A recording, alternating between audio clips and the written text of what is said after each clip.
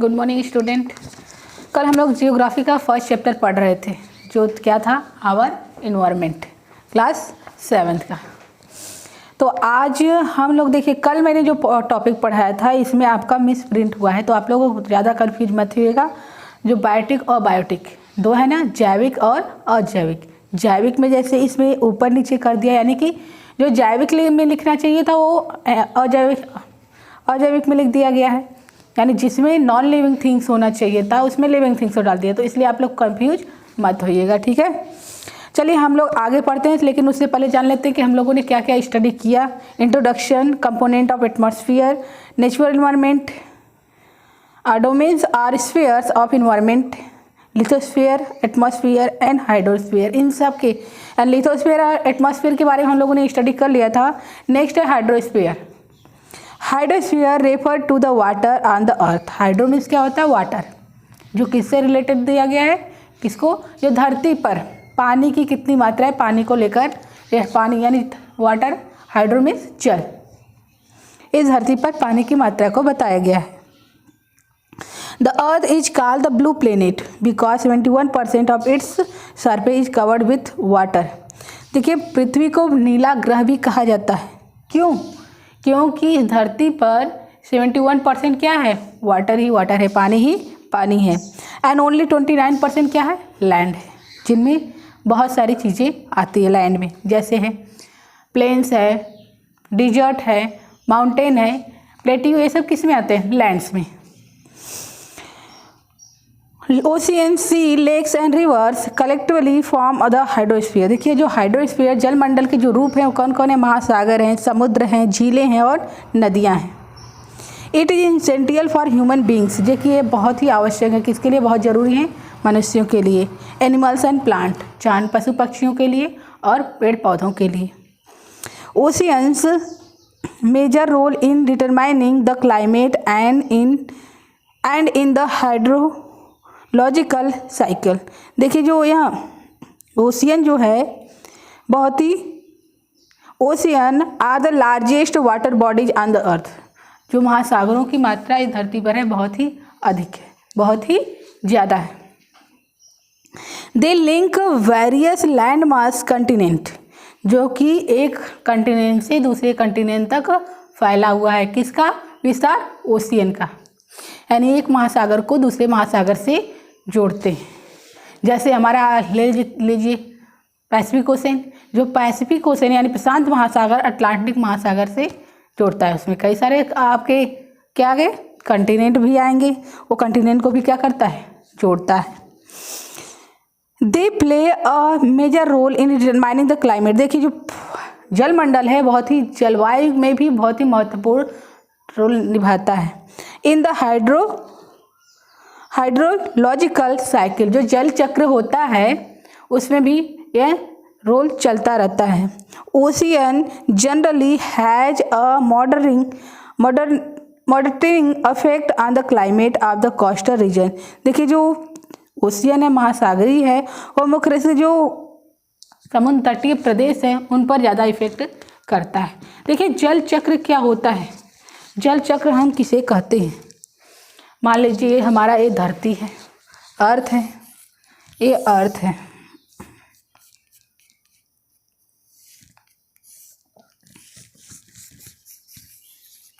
अर्थ है, और ये बारिश हुई। जब बारिश होता है तो पानी कहाँ जाएगा? बारिश होता है तो पानी कहाँ जाता है? बोलिए। जो बारिश होता है, बारिश हुई,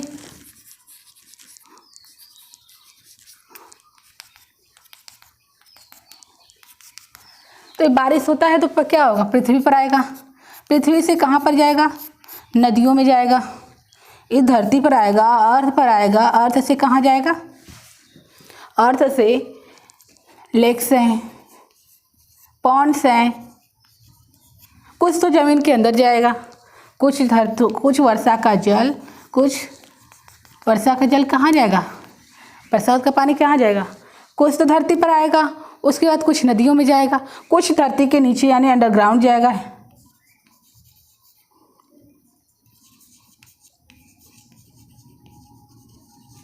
कुछ अंडरग्राउंड भूमि के अंदर जाएगा, और जो ऊपरी हिस्से में पानी रहेगा वो कहाँ जाएगा? तालाबों में, तालाबों से होते हुए नदियों में, रिवर्स में, लास्ट में कहाँ जाएगा?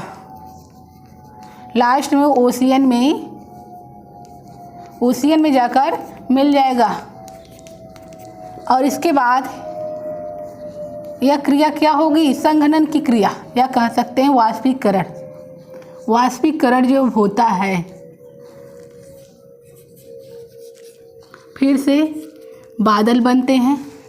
जब पानी गर्म होता है तो जैसे हम घर में पानी उबालते हैं तो देखते हैं उसमें से भाप निकलता है, तो पानी गर्म होता है तो क्या होता है? वो भाप बनकर उड़ता है, जिसके कारण बादलों का निर्माण होता है। ये जो होते हैं संघनन की क्रिया के द्वारा क्या होता है? बादल बनते हैं, फिर वह पानी धरती पर बारिश के रूप में, बरसात के रूप में आता है। इसी धरती पर यह क्रिया चलती रहती है। इसे ही हम क्या कहते हैं? वाटर साइकिल, या क्या कहा जाता है? जल चक्र। इसे ही हम क्या कहते हैं? वाटर साइकिल या जल चक्र।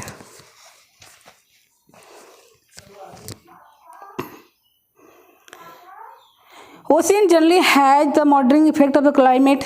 जो प्रदेश बसे हैं वो समुद्र तट के किनारे, उन पर भी प्रभाव डालता है। Ocean are also important are of source of food. और इसके अलावा महासागर जो इफेक्ट डालता है, जो उस समुद्र तट के किनारे बसे हुए लोग हैं उनके भोजन पर भी इसका प्रभाव पड़ता है। They provide us fish and other sea food. मछलियाँ उत्पादित करवाता है और अन्य दूसरे जो समुद्री फल भोजन है वो भी उपलब्ध होता है। कहाँ से? समुद्र के माध्यम से। They also contain many useful minerals such as petroleum and natural gases in their beds. देखिए समुद्र तट के बेड्स में भी बहुत सारे पेट्रोलियम्स और नेचुरल प्राकृतिक गैसें भी मिलती हैं, जो कि हमारे लिए क्या है? बहुत ही उपयोगी हैं। It is also means of transport by the peoples. और इसके अलावा हम महासागरों का इस्तेमाल किन रूप में करते हैं, या नदियों का इस्तेमाल यातायात के साधन के रूप में करते हैं। बायोस्फीयर, बायोस्फीयर को हम लोग जान लेते हैं क्या है। बायोस्फीयर आपका, हम लोगों ने जल चक्र के बारे में तो जान लिया, लेकिन बायोस्फीयर क्या होता है वो भी जान लेते हैं। बायोस्फीयर यानी जैवमंडल, जीवमंडल भी कह सकते हैं इसे। क्यों? क्योंकि इस पर जीवन है, चाहे हम हो, चाहे आप हो, चाहे पेड़ पौधे ही क्यों ना हो, इस पर जीवन है। इसलिए इसे क्या कहते हैं? जैवमंडल। जो कि किसके बीच है? इन तीनों के बीच में है। किन के बीच? सपोज दैट ये हमारा क्या हो गया? लिथोस्फीयर, और ये हमारा क्या हो गया? एटमॉस्फेयर, और ये हमारा क्या हो गया? हाइड्रोस्फीयर। ये हमारा क्या हो गया? हाइड्रोस्फीयर। और यहाँ पर ये तीनों से कनेक्टेड क्या है आपका? बायोस्फीयर। ये हमारा जो इन तीनों से कनेक्टेड है ये क्या हो गया? बायोस्फीयर। यानी ये क्या हो गया? स्थल मंडल। ये क्या है? वायुमंडल।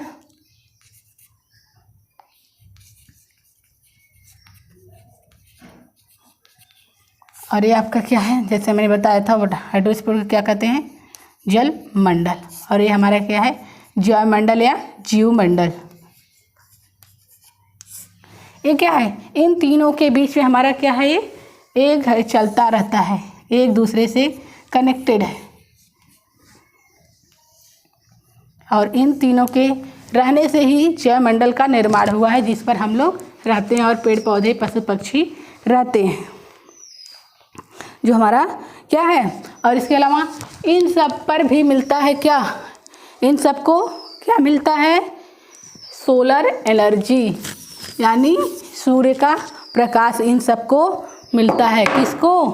इन तीनों, चारों जो 4 डायमेंशन हैं, इन चारों को सूर्य का प्रकाश मिलता है।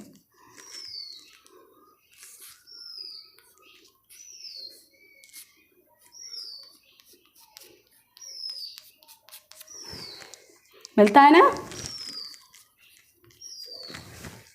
चलिए आगे बढ़ते हैं।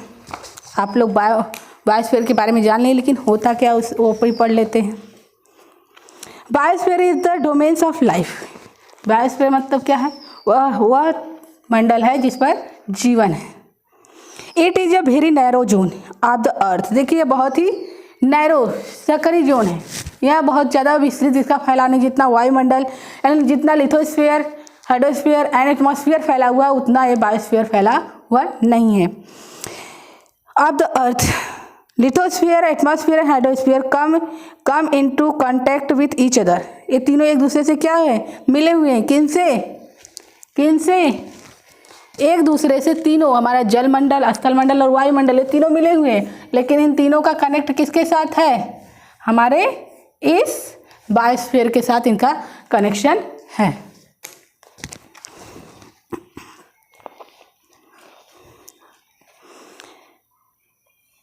Plants, animal, humans and unicellular organism part of the biosphere. देखिए जो पेड़ पौधे हैं, जीव जंतु हैं, अन्य दूसरे जीव हैं, जीवात्म हैं, वो किससे कहाँ पर हैं? विकसित होते हैं इसी जीवमंडल पर या जैवमंडल पर। It provides nutrient and resource of 250 lakhs different species और ऑर्गेनिज्म लिविंग इन इट। देखिए इस पर बहुत सारे पौष्टिक क्या हैं? तत्व हैं, संसाधन है, स्रोत संसाधन है, लगभग कितने? 50 lakhs के लगभग अलग अलग तरह की वैरायटियाँ यहाँ पर मिलती हैं। कहाँ पर? इस बायोमंडल में यानी इस जैवमंडल में। It provides a favourable condition for life. और यहाँ पर जीवन जीने की सारी अनुकूल दशाएं मौजूद हैं। Both the biotic and abiotic environment are interdepend. देखिए जो जैविक क्रियाएं और अजैविक जो है जीवमंडल, अजीवमंडल जो है या कह सकते हैं जैविक और अजैविक है, लिविंग थिंग्स और नॉन लिविंग थिंग, ये कहाँ पर है? इन्हीं क्षेत्रों में, इन्हीं बायोस्फीयर में ही मौजूद हैं। And it provide a variety of food and raw materials. और इसके अलावा यहाँ पर बहुत तरह की खाद्य सामग्री है और कच्चे खनिज तत्व भी हैं, क्या कह सकते हैं खनिज पदार्थ भी मौजूद हैं। All the plants, animal and human beings depend on their surroundings। ये जितने भी पेड़ पौधे हैं, जानवर है, मनुष्य है, ये क्या है? एक दूसरे पर चारों तरफ से क्या है? घिरे हुए हैं और निर्भर भी हैं। ये इनसे क्या है? निर्भर भी हैं और एक दूसरे से जुड़े हुए हैं, यानी इन चारों को सभी तरह से घेरे हुए हैं। This interrelation between human beings and their surroundings form an ecosystem। देखिए जो एक दूसरे से जुड़े हुए हैं इसे ही हम क्या कहते हैं? परितंत्र या पारिस्थितिक तंत्र। जो मनुष्य और अन्य जीवों से जुड़ा हुआ है, यही जुड़ाव जो पेड़ पौधों से अन्य दूसरों से घिरा हुआ है, जुड़ा हुआ है, उसे क्या कहा जाता है? Ecosystem.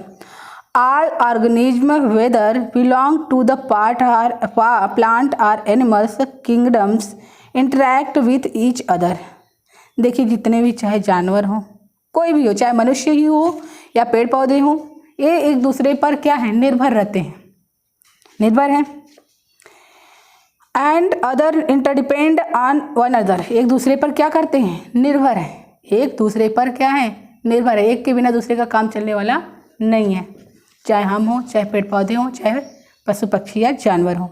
They also interact with their physical environment. देखिए एक भौतिक पर्यावरण के साथ क्या करते हैं? इंटरैक्ट करते हैं, रहते हैं, रहने का प्रयास करते हैं, सामंजस्य स्थापित करते हैं। The complex system of interaction between the organism and their physical environment in a particular area in referred to as an ecosystem. देखिए एक क्षेत्र, चाहे उसमें जीव हो, कोई भी जीव हो, इस भौतिक पर्यावरण में एक दूसरे से जो सहयोग करते हैं या कह सकते हैं डिपेंड एक दूसरे पर, उसे क्या कहा जाता है? पारिस्थितिकी तंत्र। मान लेते हैं जैसे होता है ना, जैसे यहाँ पर घास उगी, इस धरती पर घास उगी, तो उसे खाने के लिए कौन है? छोटे मोटे कीड़े मकोड़े, छोटे मोटे कीट या इंसेक्ट कह सकते हैं। और इसके अलावा जो पेड़ पौधे होते हैं उन्हें क्या कहा जाता है? प्रोड्यूसर, यानी वो उत्पादक होते हैं, उत्पादक होते हैं। ये उत्पादक क्या करते हैं? पहले तो किसी चीज़ को घास निकलती है या तो इसे क्या करते हैं?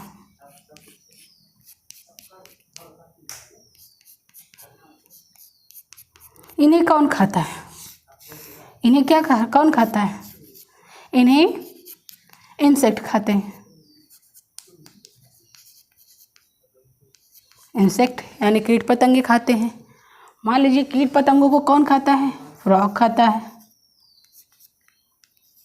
फ्रॉग को कौन खाता है? स्नेक। ये क्या है? एक दूसरे पर क्या है? डिपेंड है ना।